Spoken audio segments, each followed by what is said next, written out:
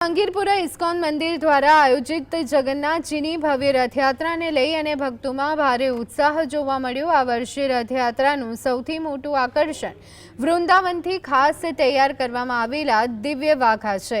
ભગવાન જગન્નાથજી, બળદેવજી અને સુભદ્રાજી માટે તૈયાર કરાયેલા વાઘા પરંપરાગત કારીગરી અને ભક્તિભાવથી અલંકૃત છે।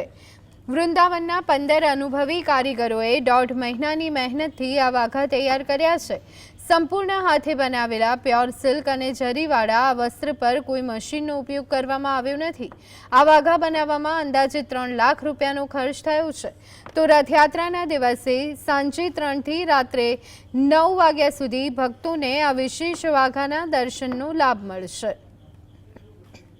आगामी 16 जुलाई गुरुवार शाम को 3 बजे सूरत रेलवे स्टेशन से इस्कॉन मंदिर जहांगीरपुरा तरफ से भव्य रथ यात्रा निकलेगा।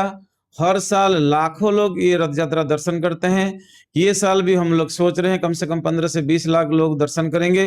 इसलिए वृंदावन से स्पेशल ड्रेस हमने मंगाए हैं। इसको 15 लोग ने 1.5 महीना तक काम करके ये बनाए, पूरा हैंडमेड है।